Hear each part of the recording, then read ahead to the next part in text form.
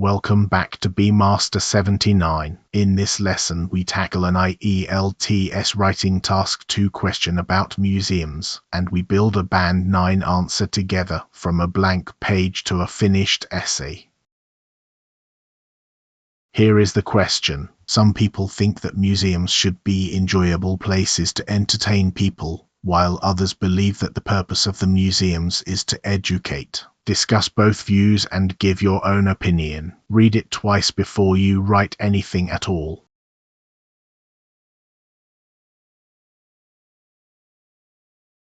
First, decode the question. This is a discuss both views and give your own opinion task, which means 3 jobs, not 2. You must cover both views at a comparable length, and you must state your own position clearly and keep it consistent. Notice what you are not asked. You are not asked which view is more popular. You are asked to weigh them.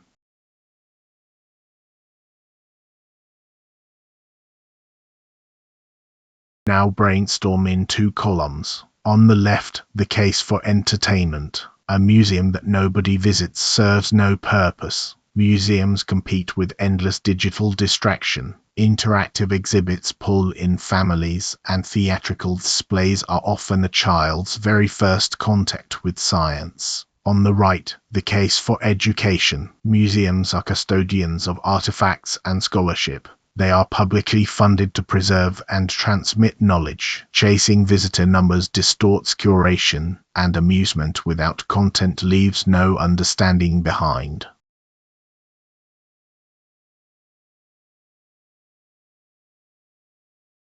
Before planning, decide where you stand. My position is that the opposition is largely false. Enjoyment is not the rival of education. It is its most reliable vehicle. Museums should treat entertainment as a means, never as the end. A clear position like this makes every later paragraph easier to write.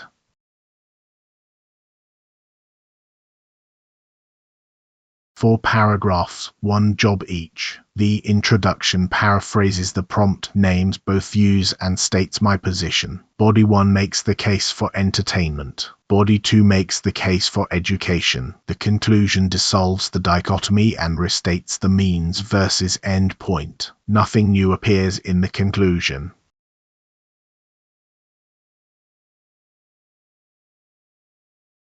Here is the introduction. Museums occupy an unusual position in public life. They are simultaneously places of leisure and institutions of learning. While one camp argues that their first duty is to entertain the visitors who ultimately fund them, another insists that education must always take precedence. In my view, this opposition is largely a false one. Notice there are no examples yet, and no statistics. Just paraphrase both views and a clear position.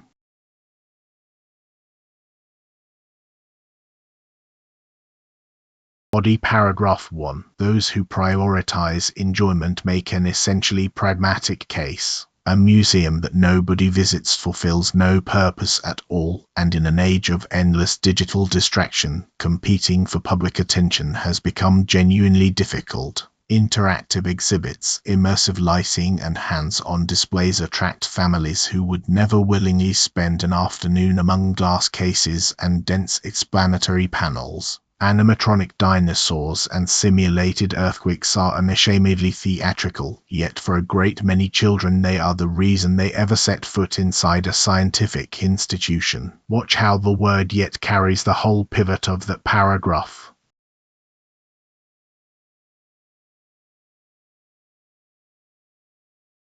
Body paragraph 2. The opposing camp warns, however, that spectacle can hollow out substance. Museums are custodians of artifacts and scholarship, funded in most countries by the taxpayer precisely so that knowledge is preserved and transmitted rather than merely consumed. If curators come to chase visitor numbers above all else, there is a real risk that difficult or unglamorous material, such as contested colonial histories, is quietly edged out in favor of whatever photographs well. Amusement without content produces a pleasant afternoon and no lasting understanding.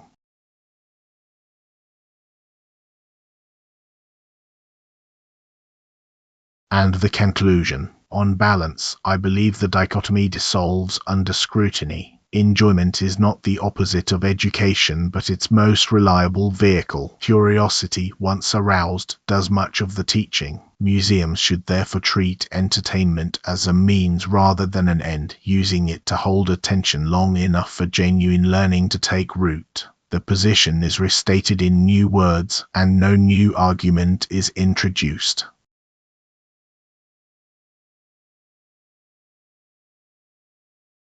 Here is the complete essay on one slide, so you can see the shape of it. Pause the video and read it through. 274 words, comfortably above the 250-word minimum, with 4 paragraphs of clearly unequal length because the body paragraphs are where the marks live.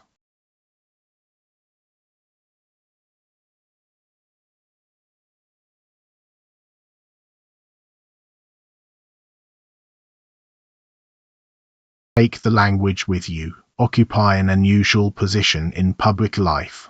Make an essentially pragmatic case. Spectacle can hollow out substance. Custodians of artifacts and scholarship, quietly edged out in favor of. The dichotomy dissolves under scrutiny. Treat something as a means rather than an end. Learn these as whole phrases, not as single words.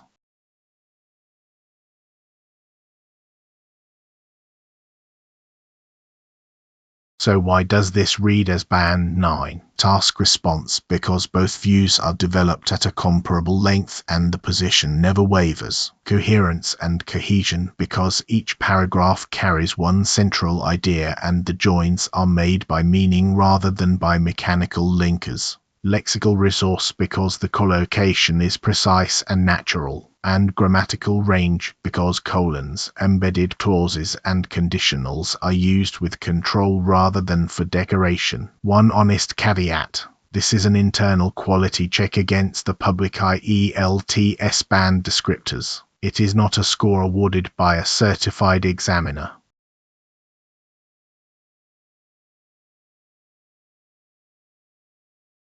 Now your turn. Write body paragraph 1 arguing the opposite side, that entertainment actively damages a museum's purpose. Keep it under 100 words and post it in the comments. I read them all. If this helped, subscribe to Bmaster79 and I will see you in the next lesson.